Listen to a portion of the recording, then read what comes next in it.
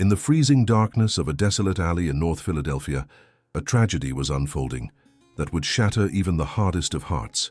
The winter wind howled like a banshee, cutting through the silence of the abandoned industrial district, carrying with it a relentless snow that buried everything in a shroud of white death. Beneath a chaotic pile of heavy wooden pallets and rusted scrap metal, a gentle golden retriever named Lucy lay crushed and agonizingly trapped. Her breath came in shallow, misty puffs, each one weaker than the last, as the brutal cold seeped into her very bones. She was not just fighting for her own fading life.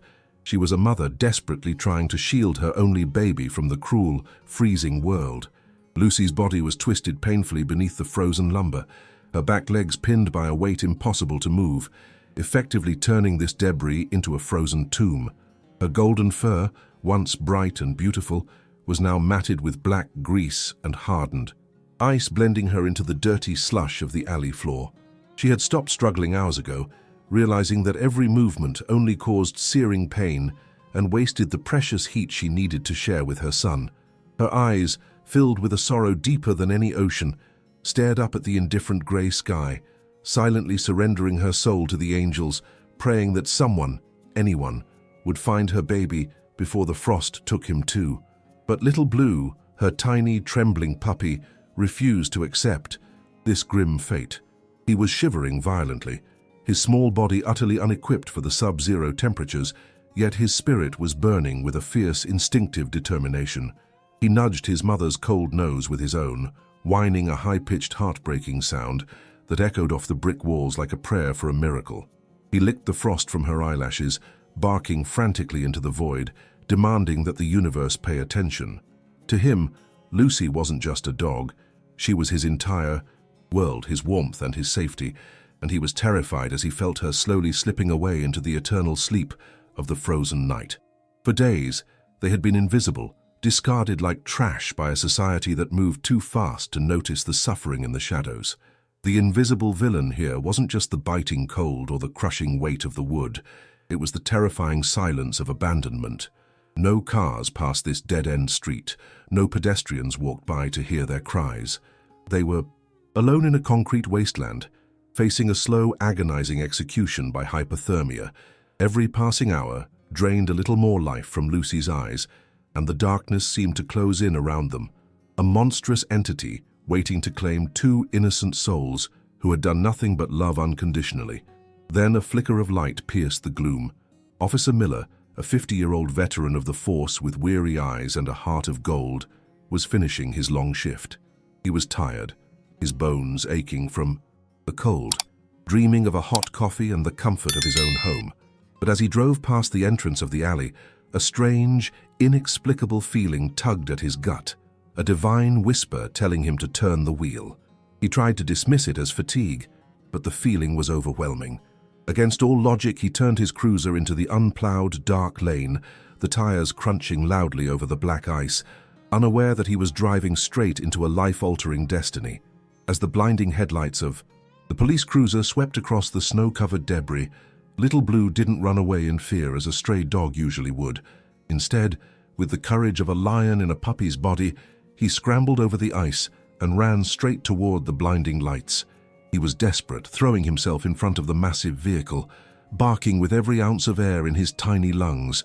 He stopped right at the driver's door, jumping up and scratching frantically at the metal, his eyes wide with panic. He was screaming in the only language he knew, "Please stop, don't leave us, help my mommy." Officer Miller slammed on the brakes, startled by the sudden appearance of the small, frantic creature. He lowered his window, and the sound of the puppy's cry hit him like a physical blow. It wasn't aggression, it was pure, unadulterated terror. Miller opened the door and stepped out into the biting wind, his boots sinking into the slush.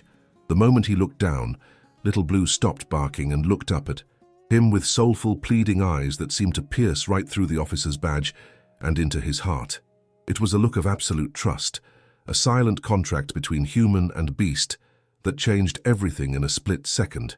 If this puppy's bravery touches your heart, please take a moment to subscribe and say a prayer for their rescue. Your positive energy travels faster than light. Miller knelt, extending a gloved hand, but Little Blue didn't want pets. He wanted action. The puppy turned and ran back toward the pile of trash, looking back to ensure the human was following. "All right, buddy, show me," Miller whispered, his voice trembling slightly in the freezing air. He followed the small tracks in the snow, his flashlight cutting a beam through the darkness until it landed on the horrific sight. There, buried under the industrial waste, was Lucy. She turned her head weakly, her eyes meeting Miller's with a mixture of fear and desperate hope. The sight of her suffering, trapped and helpless, brought tears to the tough officer's eyes. The situation was critical. Miller rushed forward, assessing the trap. The heavy wooden pallets were frozen together with layers of ice, creating a solid, immovable block that pinned Lucy's lower body to the freezing ground. He grabbed the edge of the wood and pulled with all his strength, his boots slipping on the oily ice, but the pile didn't budge an inch. Panic began to rise in his chest. If he pulled the wrong piece of metal, the entire, unstable structure could collapse further, crushing Lucy to death instantly. She whimpered in pain as the pressure shifted, a sound that cut Miller to the core. The villain of the storm was gaining strength. The snow began to fall harder, burying them faster than Miller could dig. He realized with terrifying clarity that he could not save her alone. The temperature was dropping, and Lucy's breathing was becoming dangerously shallow. She was losing the battle. Little Blue pressed himself against his mother's face, licking her tears, trying to keep her awake, while Miller grabbed his radio with a shaking hand. This wasn't just a call for backup. It was a plea for a miracle. They were fighting against physics, against the weather, and against time itself. God bless everyone who stops to help an animal in need. If you hope this mama survives the night, please hit the like button and leave a blessing in the comments. Let's send them our strength for the impossible rescue ahead. Officer Miller keyed his radio, his voice cracking with an urgency that betrayed his years of stoic service. "Dispatch, this is Unit 402. I have a critical situation in the alley off 4th Street. A canine is trapped under structural debris. I need fire and rescue with heavy lift gear now. Step on it." The static hiss of the radio was the only comfort in the suffocating silence of the alley. He knew backup was minutes away, but looking at Lucy's glazing eyes, he knew minutes were a luxury they didn't have. The heavy snow was now falling in sheets, burying the scene in a white shroud, making every second a gamble with death. He ran to the trunk of his cruiser, his boots slipping on the treacherous black ice, and grabbed the hydraulic jack usually reserved for changing tires. It was a small tool for such a massive job, a desperate Hail Mary play, but it was all he had. Returning to the pile, the sight was gut-wrenching. The weight of the sodden wood and scrap metal was slowly crushing the life out of the mother dog. She let out a low guttural moan, not a growl, but the sound of a living being whose spirit was being squeezed out of existence. It was a sound that made Miller's stomach turn. Little Blue was becoming a problem born of love. The puppy was frantic, darting between Miller's legs and his mother's face, nipping at the officer's boots. In his confused, terrified mind, the large man with the loud metal tool might be another threat. Miller had to be gentle, but firm, pushing the puppy back with his forearm while trying to position the jack under a solid beam of the pallet. "I'm not gonna hurt her, little guy. I promise," Miller grunted, sweat freezing on his forehead despite the bitter cold. He needed the puppy to stay back, or he risked crushing the little one too if the pile shifted. The technical difficulty was a nightmare. The ground was uneven, covered in a slick layer of oil and frozen slush.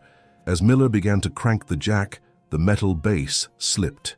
Sideways on the ice, the entire pile of debris lurched downward with a terrifying crack. Lucy screamed, a sharp, high-pitched yelp of pure agony that pierced the night air. Miller froze, his heart hammering against his ribs like a trapped bird. He had almost killed her. The pile had settled an inch lower, pressing even harder on her spine. "No, no, no," he whispered, terror flooding his veins. The mother dog's breathing shifted into rapid, shallow gasps. Her eyes went wide, whites showing in the darkness, and she bared her teeth slightly. It wasn't aggression. It was the raw, primal instinct of a creature in excruciating pain who believed her end had come. She was terrified of him now. Miller realized that brute force wasn't enough. If she panicked and thrashed, she would dislodge the debris and crush her own organs. He had to conquer her fear before he could conquer the weight. He had to stop being a police officer and start being a savior. Miller dropped to his knees in the freezing slush. ignoring the wet cold soaking through his uniform pants. He lowered his head until he was face to face with Lucy, entering her world. He took a deep breath and softened his voice, shedding the authoritative tone of a cop. "It's okay, Mama. I've got you. I'm so sorry," he cooed, his voice trembling with emotion. He slowly peeled off his tactical glove, exposing his warm, bare hand to the biting wind. He needed her to feel human skin, to feel the heat of life, not the cold touch of leather or metal. He reached out slowly, his hand hovering inches from her snout. For a second, time seemed to stand still. The snow fell silently around them. Lucy stared at the hand, sniffing the air. She smelled the scent of his own dogs on him, a scent of safety and pack. Then, in a moment of heartbreaking surrender, she closed her eyes and leaned her head forward, resting her freezing chin on his warm palm. She let out a long, shuddering sigh, her body going limp. She was giving him permission. She was putting her life entirely in his hands. With the trust established, Miller moved with renewed precision. He found a piece of discard concrete to stabilize the jack's base. He began to crank again. Click, click, click. The sound was mechanical and harsh, but to Miller it was the rhythm of hope. Slowly, agonizingly, the massive wooden pallet began to rise. 1 inch, 2 inches. The pressure on Lucy's back released. She didn't try to run, she couldn't. She just lay there, watching him with eyes that now held a flicker of gratitude amidst the pain. Suddenly, the alley was bathed in red and blue lights. The backup had arrived. 2 other officers and a fire crew rushed toward them, their heavy boots thumping on the ground. "Miller, we got it from here," one shouted. But Miller didn't step back. He had made a promise to this dog. "Easy, she's in bad shape," he commanded, taking charge of the extraction. Together, 4 men carefully lifted the heavy debris, tossing the wood aside like matchsticks. Lucy was finally free from her prison, but the sight of her body revealed the true horror of her ordeal. When they tried to lift her, her back legs dragged uselessly behind her. She cried out in confusion, trying to stand, but collapsing instantly into the snow. The officers gasped. Her hips were shattered, or worse, her spine was severed. She looked at her legs, then at Miller, confused and scared by her own paralysis. Little Blue scrambled onto her front paws, licking her face, frantically trying to wake her legs up. It was a scene of such raw tragedy that the hardened firefighters stood silent for a moment, hats in hand. "We need to move, now!" Miller yelled, breaking the trance. There was no time for a stretcher. He scooped Lucy up in his arms, cradling her like a baby. She was surprisingly light, emaciated from weeks of starvation, her bones sharp against his chest. She groaned with every step, the pain clearly unbearable, but she didn't bite. She buried her face in his jacket, seeking refuge from the agony. Little Blue trotted closely at Miller's heels, whining, refusing to be separated from his mother for even a second. Miller placed her gently across the back seat of his cruiser, which he had already blasted with the heater. The wave of warmth that hit them was intense. For Lucy, it must have felt like stepping into heaven. Miller then grabbed Little Blue, who was jumping at the door handle, and placed him right between his mother's front paws. The puppy immediately curled into a ball against her chest, acting as a living hot water bottle. "You two hold on," Miller whispered, slamming the door and sprinting to the driver's seat. The engine roared to life, and Miller flipped the siren to its emergency wail. He wasn't driving to the shelter. He was driving to the emergency veterinary trauma center across the city. The roads were slick, the snow was blinding, and he was driving fast. In the rearview mirror, he saw Lucy's head lull to the side, her eyes fluttering closed.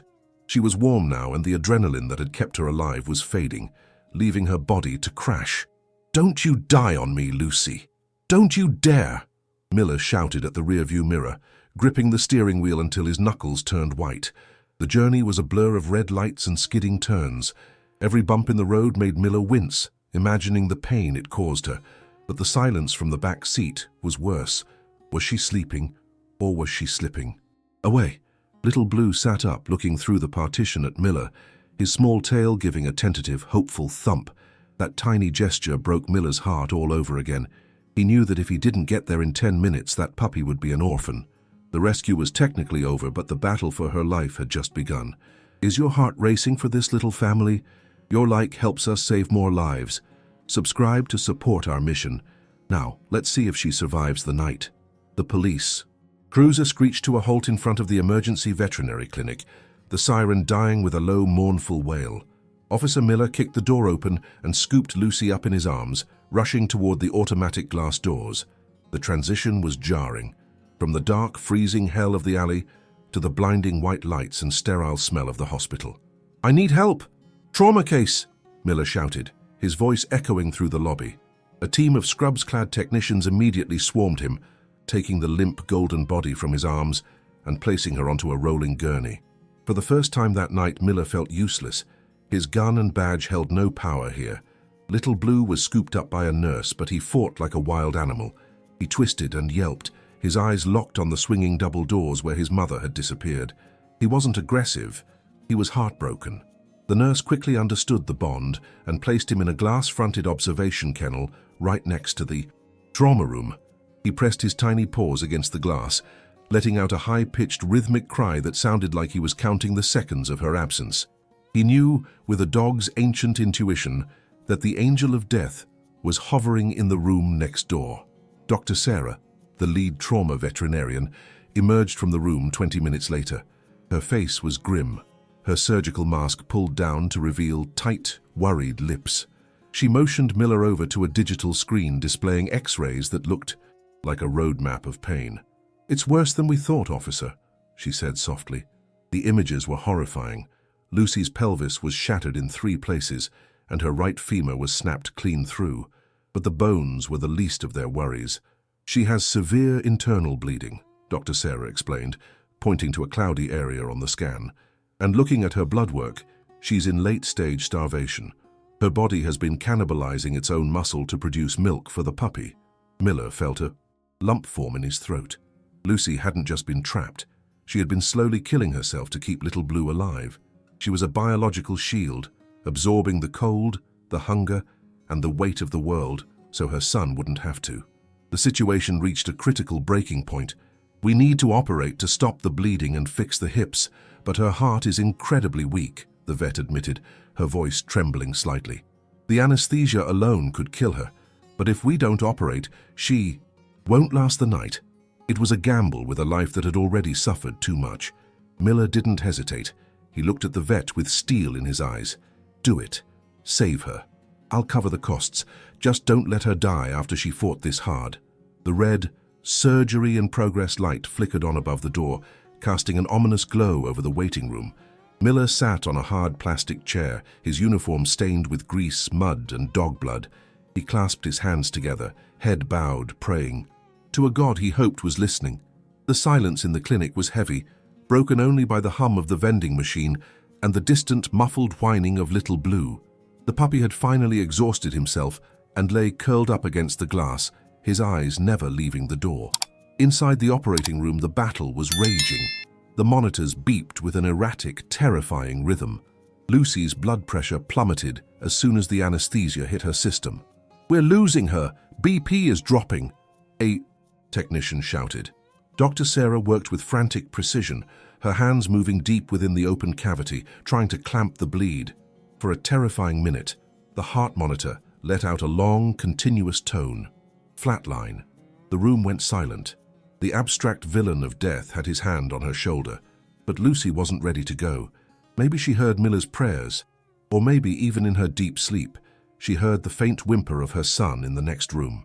"Come on, old girl," Dr. Sarah urged, massaging the heart. Suddenly the monitor beeped, then again.